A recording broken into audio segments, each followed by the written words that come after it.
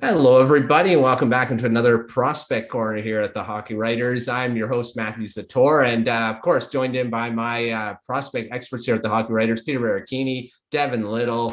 The draft is almost here, guys. We've got it, 3-4 days away, and Countdown is on. First round goes July 7th, Thursday. Second and to seventh rounds go on Friday. First of all, Peter, how's it going? Must be busy. You're going to be at the draft as well, live. So that's going to be awesome.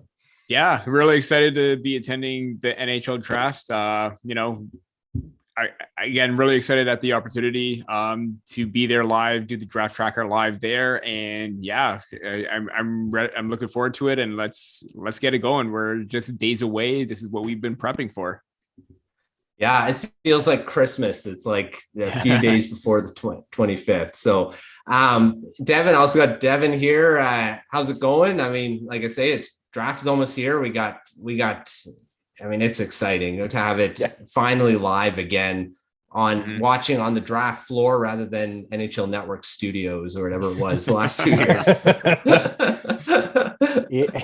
Yeah, I'm not gonna lie. Watching the NBA draft last week or whenever that was, kind of got my blood pumping. I'm excited to see the NHL draft now. So, like you said, a couple days away. Excited to talk about this draft in reality and not hypothetically on the next show. Let me tell you. Yes. Well, we're going to be recording like a day after it's all finished, so we're going to be really fresh in our minds of all the stuff that's happened, and potentially could be some craziness happening on the draft floor. And I mean, yes, it's rumored all the time that high picks could go and get traded, but there's a lot of smoke. I mean, it seems like at the top. So we can also get a surprise and Shane Wright's not drafted first overall. Well, imagine that. We're joking that Devin may have to be hosting the show himself because our both Peter and I, our brains will explode if Wright does not go first overall. So if it's just me next week, you know what happened. Or spontaneously combust. That's what you said. But yeah. So yeah, before we get started, of course, this show is always brought to you by the Morning Skate newsletter here at the Hockey Writers. Newsletter Monday to Friday drops in your inbox. Lots of great stuff in that. News, funnies, quizzes, facts, all that stuff that's happening every morning in your inbox. Just a little hockey fun from the Hockey Writers here. You'll see a link in that show description. Definitely check that out. Put your email in there and you'll get it every day. Okay, so like I said, our draft is almost here. We've got final rankings dropping everywhere. And Peter, you dropped yours.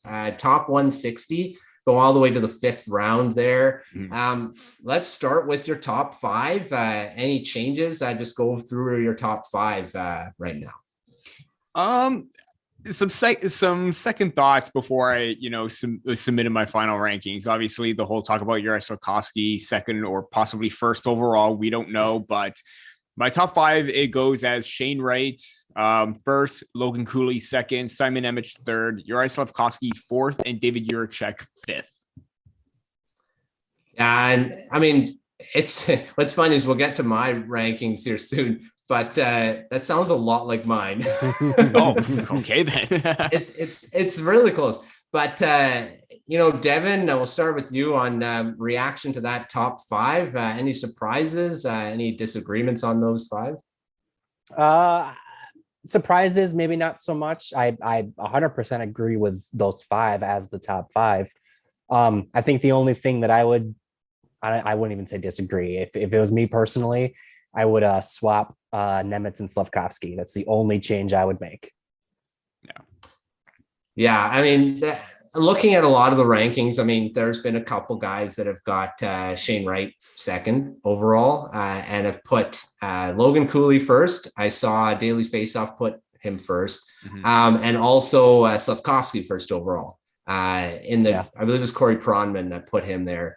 So, I mean, Bob McKenzie's ranking as well. Bob McKenzie had him. Yes, that was the biggest one. Bob McKenzie in his scut. And I mean, that's a pro, what is the word? It's a scouting poll. Jeez, I just forgot the word. It's a poll. A poll. Yeah. That's the word. It was a poll of scouts. So it's that could potentially be where stuff kind of people are talking.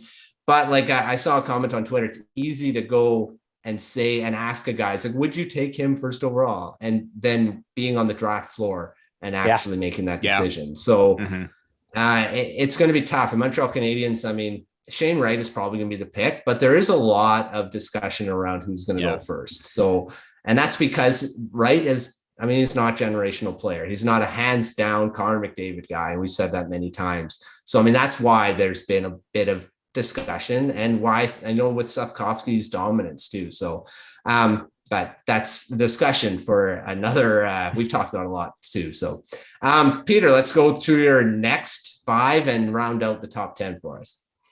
Yeah, rounding out the top 10 for me is Matthew Savoy from the Winnipeg Ice, Jonathan Lekkerimäki from Djurgården's 7th, Cutter Gauthier, USA U18 development program at 8th, Frank Nazar right behind him from the same program, and Joaquin Kemmel 10th from JYP in the Liga.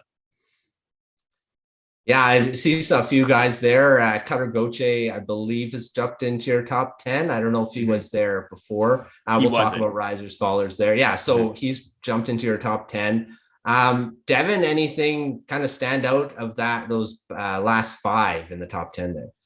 Well, I love Matthew Savoy at 6. And I also really like Frank Nazar at 9. Like him being a top 10 player in this draft. I really, really do. I think, you mentioned Gauthier climbing up the ladder here. I think this is, proof of it. I know for me, just, while we're talking about him, I almost wish that we could retroactively rank these players, because I want to see what Gauthier looks like playing center next year. Yeah. But you can't do it retroactively. You have to just go off of what you know. Because I feel like his stock could soar if he has a really good season next year. And, that's why he's going to be a top 10 pick in my mind, because there is that potential there. The only other thing I'll throw out there, and this is just personal preference, I would have Danila Yurov in the top 10, and I would take Joakim Kemmel out. Again, that's just personal preference. Yeah, that was a very close debate as well. I've always had Danila Yurov in my top 10. I think maybe you just got to go with me, more so recency bias with the play of Kemmel, and throughout the season and the projection that he was supposed to have, maybe it just came down to earth. But I wouldn't be surprised if Yurov is in that top 10 range as well, because I really like the speed, his puck handling, his playmaking abilities. He's a real threat on the ice. And I like Nazar in their top 10 too. I watched a bit more of him, and I really like him as a player. And then reading Mark's piece on the steal of the draft too. So he's going to be a heck of a player, I think, in the NHL. And even there's a lot of rankings that are dropping him in later in the first round. I don't think he goes later. I think he probably goes in the top 15, 20. So we'll see what happens there. But he's going to be interesting to watch his development moving forward too. So lots of interesting players in this draft, I think. Even though a lot of people say it's not the strongest, I think it's pretty good with depth of skill and interesting players to see what they do in the future. Let's get to some risers and fallers. Like we mentioned, guys kind of jumping in there already with Gauthier. Peter, any significant risers that kind of you saw from your last rankings to this one? A couple. I noted them at the end of my rankings. More so, I looked at Reed Schaefer and the WHL performance in the playoffs that he had, and also the regular season. It was absolutely phenomenal. I mean, I initially had him as a 3rd rounder, and he rose into my early portion of the 2nd round. I have him 42nd overall. And, his underrated playmaking abilities stood out to me, because he was more known so as that, power forward, Corey Perry type player, going to the dirty areas, getting those greasy goals, and even having the powerful shot. So he's more of an offensive minded and shooting type of player, but he can distribute the puck really well. And he's got the size, the frame, and he's going to be a very effective power forward, I think. And I took note of him throughout the second half of the season, because I know that I didn't have him ranked as high as maybe others did previously, but he stood out to me. The other one for me is Julian Lutz. And I think more so, just a really rough year for him. I mean, potential late first, early second was where he was probably going to go before he started dealing with injuries. Didn't come back until February, but he looked really good at the U18 tournament. And I took note of him right away, how he was able to bounce back and showcase the speed, the pace, the tenacity that he has, his shot and release, especially during that game against Canada. I mean, we did not expect, Canada wasn't that great, but Julian Lutz was a very standout performer for Germany at that tournament. And, when I talked to him, he talked about, the type of animal that he would be. And I believe he said that he was good at a tiger or a leopard or cheetah or something to that effect, because he's got that killer instinct. And I'm going to go back just to confirm the animal, but you saw that ability with the way that he plays, because he's always in your face and aggressive and always attacking when he's on the ice.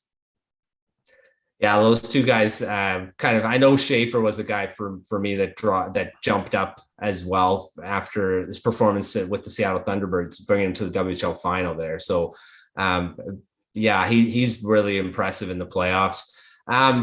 Devin, anyone that kind of stood out in Peter's rankings as being significant risers that you kind of want to note of here? The big one that stands out to me, going from a early to mid second rounder to now a first round pick, is defenseman Lane Hudson.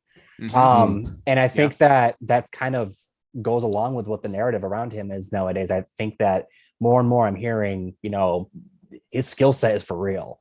If he was, 6 inches taller, we'd be talking about him in the top 10. And when you have a skill set like that, you have to weigh your pros and cons. Yeah, he is small, but is the skill set dynamic enough to warrant such a high pick? And I do like him where he's at. He's at 31 on Peter's latest rankings. And, as a late first round pick, if the draft went like this, I like that, because that's a high upside, relatively low risk pick. Exactly.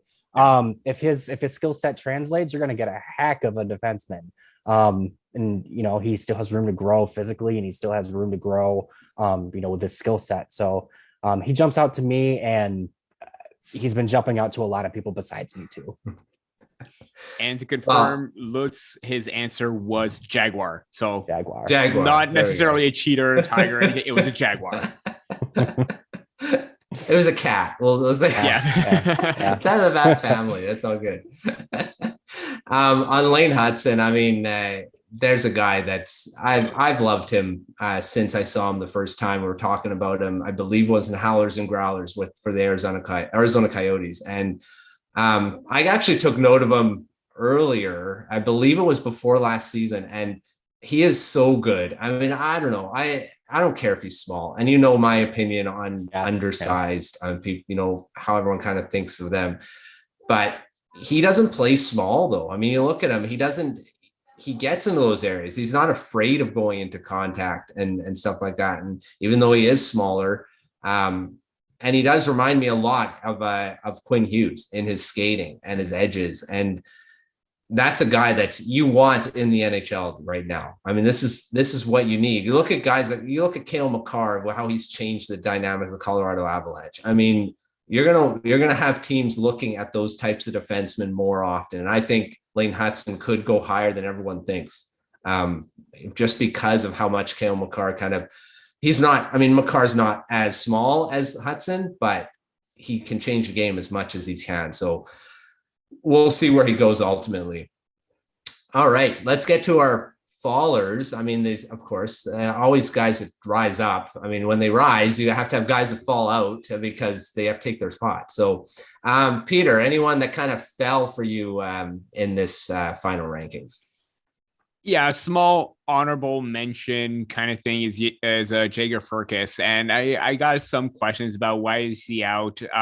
Mainly because I feel like the upside is there, no doubt. But and there's going to be some, contradictory thing, because I had to put Lane Hudson in. I feel like his upside just might be a little bit better in terms of his projection. And maybe there's the fact that I think I may have heard that, Hudson could grow more into his frame and size than maybe Furcus. And that's no knock on Furcus because, hey, we've seen smaller players excel at the NHL level. He's got the shot and awareness. I think he's just, not really a bad thing at him falling because I still believe that he can go in that first round. It's just, I just prefer Lane Hudson there after what he's done to this point. Other fallers, obviously, I think the big one is, Brad Lambert. I had him 8th in my May rankings and he dropped to 20. Yep. Again, we all know the situation with him, the consistency factor, the awareness, the IQ, but he has the upside. He has the potential, the hands, the skating, the creativity.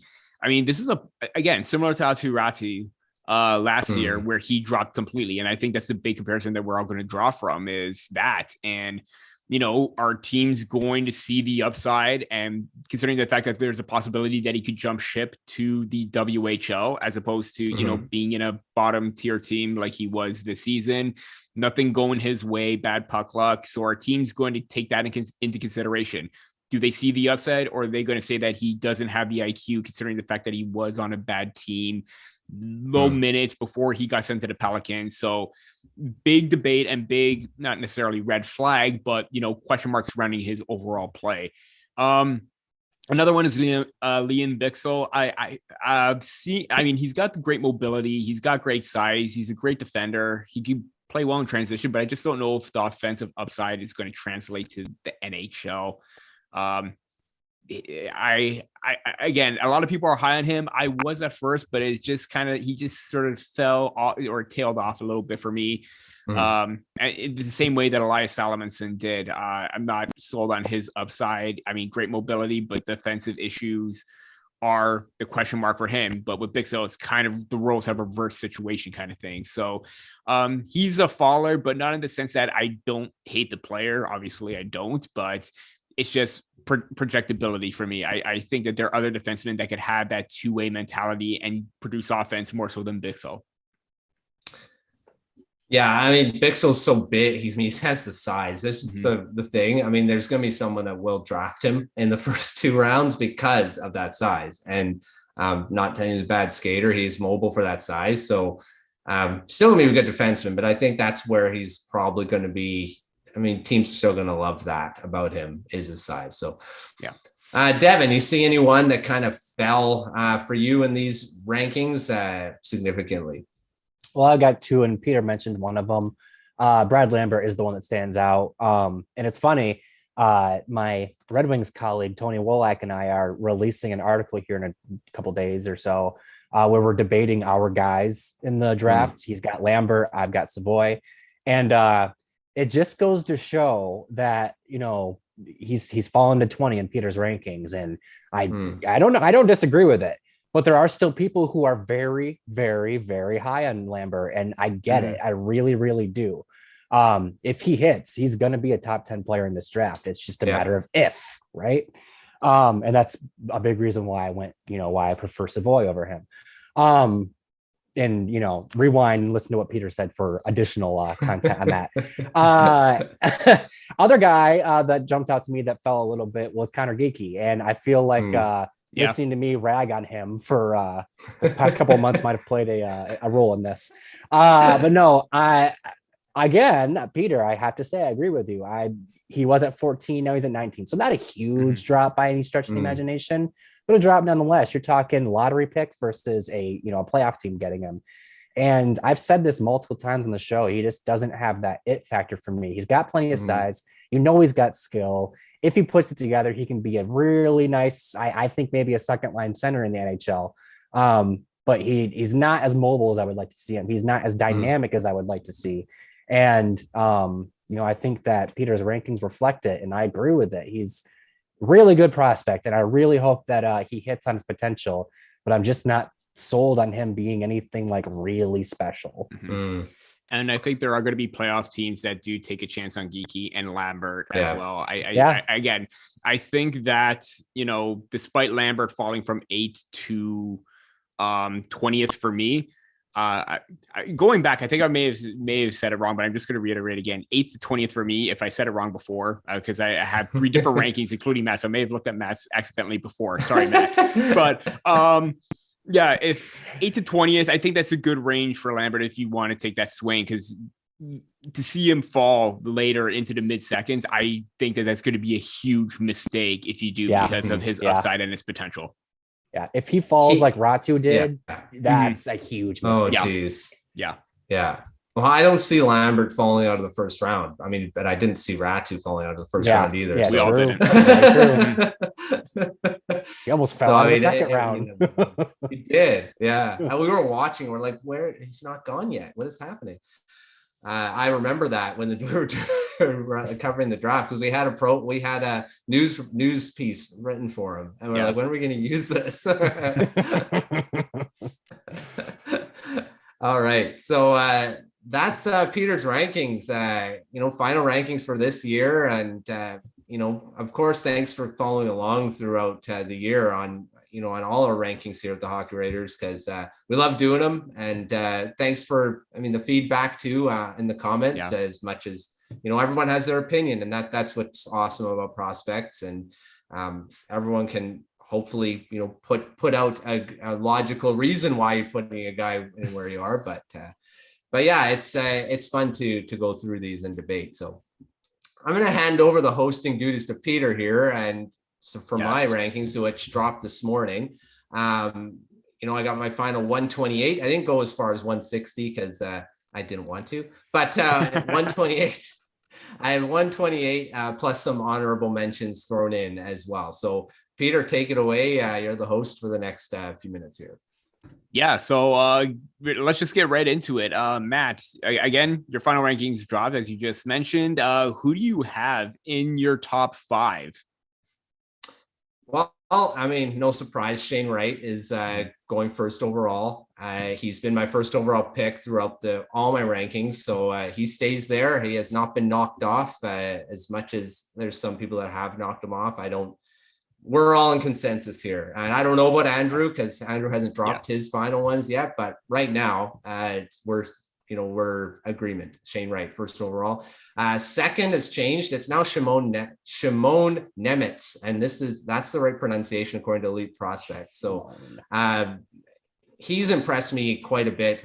World Championships. He's been through all the international play now.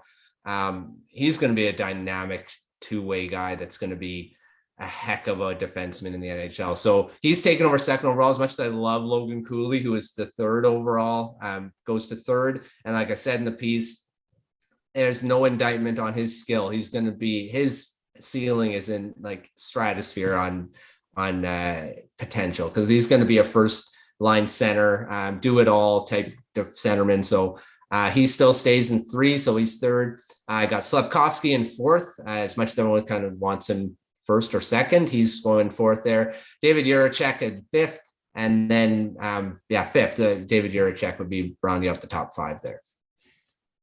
Yeah, so 1 and 5 are definitely the same compared to our rankings. It's that 2 to 4 spot that sort of changed between the two of us.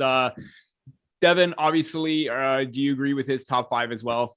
Yeah, I totally agree with the top 5. And I have to say real quick, because we just went over yours. I'm glad that all 3 of us agree that out of the 2, it's Nemitz over Jiricek. That's because that is definitely debate. Matt, you wrote that that this or that type of article. Yes. And Nemitz is better. Yeah, I do agree. And the big thing for me out of this top 5 is Nemitz being second versus Cooley, because and I get it. Like I totally get the argument of why Nemitz would be second. And thanks for teaching me Shimon, because I learned that today. But yeah, it's interesting, because I do think Nemitz is the best defenseman in this draft. And anytime you are the best defenseman in a given draft, you're going to go high, because there's only one best defenseman in the draft. But it becomes a matter of, do you like Logan Cooley's upside? Do you like Slavkovsky's upside more than you like the upside of Nemitz? And I like I don't know if I want to call it bold, but I'll say I just like the whatever I'll say. I like the boldness to put Nemitz second overall, because I know that's not a super common ranking. Yeah, and I have to Yeah. agree. I do like Nemitz second, and I've always said Nemec before. I think it's I don't know why, but good to know the pronunciation. It is Nemitz, so that is good. But yeah, I've always liked Nemitz's upside more in terms of being the top defender and even going head to head against Juracek. I think he has better poise and confidence with the puck, just slightly better than Juracek, and I think he has more of that well-rounded two-way game. Obviously, he does take more risks going into high traffic areas and trying to make moves, and he does succeed, but at sometimes he can get out of place and, you know, lead to a turnover or a bad situation. But I do think his upside is there. Obviously, he's a teenager. He's still growing. He's still learning. And I think he has that upside of being a top pairing defenseman. And again, right shot defender, to have that two-way mentality, right shot. Then again, I believe Juracek is a right shot as well. So those two players are going to be in high demand anyways. But again, I do like Nemitz in that second spot because of his upside. And again, that is going to be debatable. Some may have Juracek ahead, but I just like Nemitz's confidence more. I think he's always determined when he's on the ice. Now to round out the top 10, obviously there, again, probably going to be some movement as well. Matt, who do you have from that 6 to 10 spot? Well, this isn't really a lot like yours. There was a little bit of change, but 6, Matthew Zator. I still am really high on this guy. I think he's, you know, as much as everyone's kind of dropping him into that top, you know, beyond the top 10 and where kind of Detroit could potentially pick him, I hope he doesn't drop that far, because I think he's got so much. I mean, people are going to really kick themselves in a few years for if they don't take him. These top teams don't take him. But 6, he stays in 6 for me. Matthew Zator. Cutter Gauthier jumps from 29th, I believe I had him in my last rankings, up into the top 10, mostly because he said he could play center. And that's a massive deal to me with his size and his skill level. Because if he can play center in the NHL, wow. I mean, that this guy's going to be really good. So, but like you said, too bad we didn't do this retrospectively. We like to see him play center as much. But I mean, he did play center. I did find this out. He did play center when Logan Cooley went to the World Juniors tryouts. He did take over the center position and played pretty well. So very short, you know, small sample size, but he did play it and looked pretty good. So 8, Jonathan Lekkerimäki. I'm really high on this guy as well. I mean, I've seen rankings that have dropped him in, or maybe not rankings, but mock drafts that have him around where the Canucks could be picking at 15. I don't think he drops that far. As much as I would love that, he's not dropping there, I don't think. So 8, John Lekkerimäki. 9, Frank Nazar. I kind of mentioned him when we were talking with Peter. Peter's rankings there. I love this guy too. And then rounding out is same as Peter, Joakim Kamel rounds out the top 10. Devin, the only difference between ours is I had Lekkerimäki 7th and Gauthier 8th, and then Matt kind of flipped that. Fair to say that both players have the upside and you know, they should be ranked in that top 10. Oh yeah, for sure. You know, and it almost becomes a matter of you know, who's picking where and what do they prefer? Because I do think they both go in the top 10 or top 11. I don't think either of them gets out of that range. And it just becomes of, you know, who's picking where and who they prefer, because I could see Gauthier going 6th overall. I could see Lekkerimäki going 6th overall. I could see, you know, so for me, I don't want to say they're interchangeable because they're not the same player at all, but they are, in terms of potential and maybe where you would rank them, I think they're very close. I think that you could put 1 and 7, 1 and 8, and then the other, like it's they're flip floppable basically is what I'm saying, because I do think that potential wise they are pretty close. Yeah, and given Lekkerimäki's, you know, shot and patience and offensive skill sets, Gauthier with that two-way power forward type of play, and again, the reason why he's rising is his ability to play center. I think teams want that, you know, they want that, not durability, but they want that versatility. You know, versatility. There we go. Thank you. Yeah. Way off of that. They want that versatile player who can play multiple positions. And, you know, to find a player that can play the wing, play center, it's really difficult to find someone who can excel in that spot. So the fact that Gauthier was able to do that at the U18 level with the development program shows that he's able to do it. And I do think that having those players in the top 10 is going to be, they deserve it. They prove their worth, especially in the second half. But I think after that top 5, that's where the movement and the interesting placement is definitely going to happen. Obviously, we just switched 2 players, but who knows? Matt Savoy could drop. There could be a team that likes Gauthier more. It could be a team that likes Nazar more. So definitely going to be interesting to see how that plays out. Now going into the segment again, I gave my list of climbers. Matt or Devin, who is your biggest climber this time around? Oh, I think the biggest one that stands out to me. Sorry. Before you interject, I should say Matt's risers. Sorry, this is a fun episode. Matt, who are your biggest risers before I go into Devin? Sorry, I didn't mean to cut off there. No problem. I thought something didn't quite work out because we are doing Matt's rankings. So edit this out if you can. But Matt, who are your biggest risers?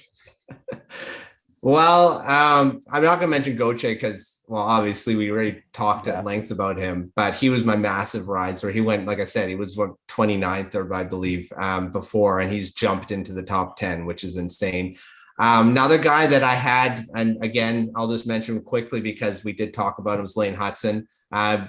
Rose from the second round up to the first, and he rose a little higher than where Peter put him. I put him into 24th, a little bit higher. And I like I say, I really like this guy, and I should have been bold enough to put him in the first round right off the bat because I really thought he was a first round pick, but I was like, maybe I should back off a bit on it, but I should have just stick to my guns like I did with Coronado right from the beginning.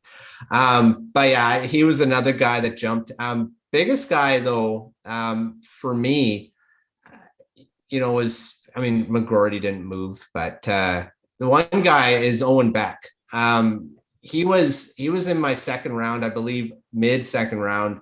And then it's funny, I was doing his news piece coming up here that if he does get drafted in the first round, and I was looking more into him, and my gosh, he's got a lot of skill and a lot of that ability to be, I think he can be a really good NHL player and good top 6 guy potentially too, but he'll be a great middle 6 forward anyway. It doesn't matter if he doesn't jump into that scoring role, but again, a centerman, and you need centermen in the NHL. It's just one of those things. You need to have at least 2 or 3 that can do it at the NHL level, and he could definitely be that. Another guy, Nathan Gauthier. Man, it's Gauthier, or I don't know how you say his name. It's probably Gauthier as well because he's from Quebec or in that area. So he's another guy that was in my second round. Actually, I believe it was closer to the third round in a lot of my rankings. Devin, I think you mentioned him as being a guy that was lower, and why he was. And I looked more into him again, and I really like him as a first round pick now because, again, he's got the size, he's got a good 2-way game. So, he was another riser for me. Those are my main ones. Yeah, Devin, who do you think, or who stood out to you in terms of Matt's rankings, and who is the biggest riser? Well, I got 3 names I'm going to throw out here. One is the same one that rose in yours, or in your rankings, Lane Hudson. He went from a mid-second round pick to being 24th in the final rankings. That's a big old jump. And again, rewind to find out what I said about him and Peter's rankings, because it applies to this. Other one is Marco Kasper. He jumped up a few spots. Not the biggest jumper, but I do think that it's almost like a sign of, I'm not going to try to read your mind here, Matt, but I do think that it's almost like a sign of like, he's probably going to go higher than maybe we originally thought, going back a month or 2 ago. Even on yesterday's grind line, you had said that, I think Kasper might be the pick for the Red Wings. And I think that, that's reflective of that. I think that I'm pretty sure even Bob McKenzie had him at 10th or something like that. He was somewhere pretty high. Yeah. So, I just think that's reflective of the narrative around Kasper changing. He's not that mid-round guy. He's starting to veer more towards the top 10. And then the last one would be Kevin Korchinski. Kevin Korchinski jumped up to 13. And I think that's around the area that I would have him too. It does not surprise me one bit that Matejchuk is ahead of him. We've one of my first episodes was us debating Korchinski and Matejchuk, so it does not surprise me that Matejchuk's ahead of him. And I do like Korchinski as a mid first round pick too, because I think that he has his things to work on. There's no doubt about it. If he's developed correctly, he's going to be a really solid two-way defenseman that makes an impact on both special teams units, and could be, a top four defenseman. Maybe not your top defenseman, but somebody who can complement your top defenseman. Like I said, like him as a 13th pick or in that range. Definitely very good selections. For me, I'm going with a different Owen, and that's Owen Pickering. He jumped from 36 to your first round as well, to 28th overall. I mean, not a big jump, but, significant enough because, there was still talk about him out there and how raw his game was offensively, but he had all the tools and he was displaying that very, very well at the U18s. Arguably Canada's best defender, I think. And despite, the poor performance, he was a bright spot for them. I thought that, he has a chance to be a possible steal in this draft, given his upside and his potential. Again, still a work in progress. Obviously, he's a late first because there's a team in the playoffs that could probably work with him, give him the guidance and the tools that he needs to succeed. But the biggest one was Sam Rinzel for me. I believe you had him just inside your top 15 in April, and now he's in your first.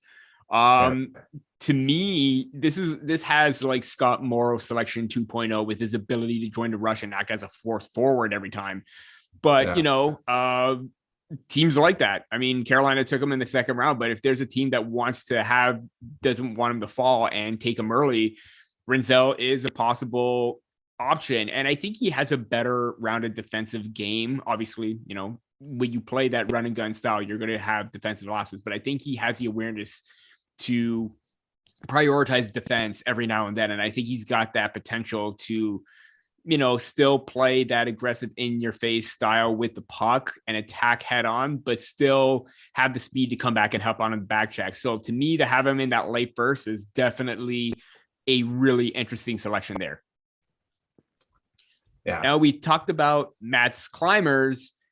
Who are the biggest fallers in his final rankings? Matt, I remember you the first this time. Sorry about that. Who are your biggest fallers this time? Well, we mentioned him again, Connor Geekie. He dropped significantly in mine. He went down to the 27th, closer to the second round than the top 10, 15, which I had him around there before.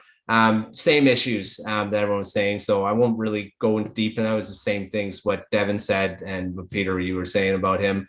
I just don't think, like I've said in the past, skating can get better. I mean, look what Horvat happened to Horvat. He got better. But I mean, if he does, yes, he is a top 15 pick because he's got a lot of skill. And I think he probably will go higher because, again, he's got size. And that's something people will be looking at the pivot position there. So, but biggest faller for me was Seamus Casey. He dropped into 31st when I believe he was at one point, he was in my top 15. It's nothing against him really. It's just a lot of guys kind of more outperformed him to me. As much as I love him and how he plays, I think he's got some work to do defensively. I mean, obviously there's a lot of the defensemen need to do that, but I like the upside of Lane Hudson more than him at this point. But Casey's still a first round pick. I just feel like maybe not as high as I had him before. So he kind of drops into that lower first round. I didn't want to make him a second round pick. But I mean, and then quickly, Philip Mazar went down to the beginning of the second round rather than the first round for me, but really not too big of a drop. I still think he's got a lot of skill, but again, a first pick of the second round is basically a first round pick because it's pretty close. So those are my biggest fallers at this post, much as the ones that I kind of pointed out here. Oh, Bitchsell went from the first round to the second as well. We already mentioned him. Same issues for me on him too. Yeah, no, definitely. I mean, again, KC as well. Again, he fell a little bit for me, mainly because of those same reasons, but also I think, again, maybe more upside and not as much as a risk taker with Hudson. So definitely a good selection. Devin, who do you think fell significantly this time around in Matt's rankings? Let's talk about somebody who fell 14 spots, and that would be Maverick Lamoureux.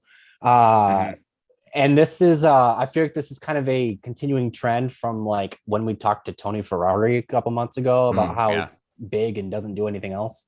And I think that's reflective on rankings, because I think it's not just you both that have him falling. It's everybody who has him falling. This was a guy who some people had as like a late first rounder, and here we are, not even a week out from the draft, and he's a third rounder on most rankings.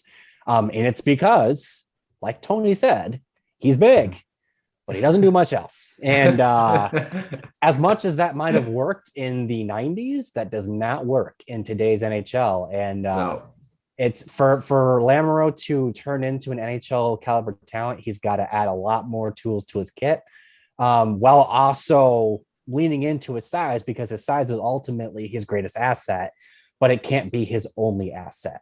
And that's the problem, is that it's his only asset right now. So I think he can still become a useful player and a useful prospect. It's just a matter of, like I said, adding more tools to the kit, because if you're only working with one tool, there's not a whole lot of things you're going to get done. That's true. Definitely. Yeah. And again, Lamoureux fell to my third round as well. So there's that. Again, when you're one dimensional and only have one aspect, that doesn't really appeal to many teams or many scouts for that matter. For me, I was a bit surprised to see Isaac Howard in the early portions of the second round. I mean, he was, a late first for you. I guess that's still, in that range where you're still late first, early second, can move up and down. But yeah, I thought that given his upside, I thought he probably would have just stayed in that first round. But then again, given you're at that range where players can move up and down, very difficult. But also Gleb Trikozov, he was in your top 20 and is now at the early portion of your second round. And he was a faller for me as well. And to see him, for you to see the same things that I did later on, where not necessarily wasn't as engaging as he was before, because he did have that two-way power forward, skill set to his game. Just didn't seem very confident, didn't seem very energetic at times. And, there are going to be some rankings and some teams that may have him higher up. It's just when you don't have that consistency, and even during down that tail end of the stretch of the season, it can hamper your your draft stock. And it looks like it's doing that right now for Trikozov, because I had him as a possible option for the Maple Leafs, but who knows? He could still be a first rounder. He still has potential and upside. That was just the two that stood out for me in terms of your fallers in this final set of the rankings. Yeah, well, the thing is, and that's a problem when guys kind of jump for me, and then all of a sudden you got to take other guys out, and it's like it's like difficult to grab out. It really is. And even this time, where we actually had games in person, where we could watch on TV and everything like that, as opposed to just online through the computer, it was actually so much better to get that information and get those viewings in this time around compared to last year, where we didn't have that ability compared to this time around. So glad things are going back to normal. For sure. Yeah. And the draft itself too, guys being able to go and actually do that, like we mentioned at the top of the show. So, again, this time around, the rankings are a little weird because the fact that OHL didn't have a season last year. You're seeing guys that didn't play last year, and all of a sudden they're in their second year, technically overagers.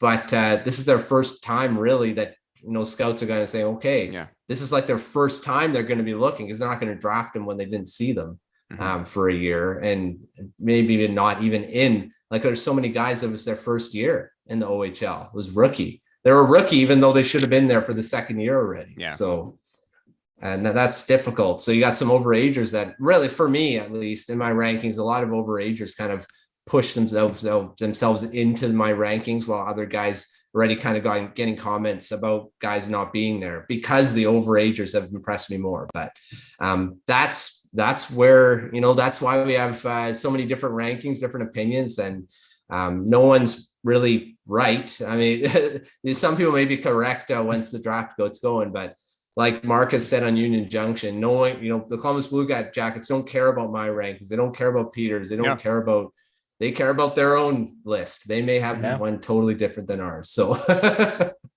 they probably do, of what guys they feel is more higher up than others. So we won't know until July 7th on what the actual picks are. All right, so that's our final rankings. Andrew's going to come out with his in the next few days here too, so look out for that when round out the rankers here on the Hockey Raiders. But that's another episode here on our ranking type show. And first year we did it with Prospects Corner. Last year was just a ranking show, but this time it's part of an actual its own show episode here. So thanks, those episode, right? Not just a standalone thing. So thanks for joining us. Stay tuned. We're going to have a mock draft coming up. So that's going to be fun. Our final mock draft of the season, as we get closer and closer to the draft, we'll see how many of these we'll get right. Probably none of them. Well, we'll probably hit on a few because some are easier than others, but stay tuned for that. Thanks for joining us. Make sure checking out that Morning Skate, morningskate.io. Sign up for that. Lots of great stuff every morning. And we will see you in the next one coming up.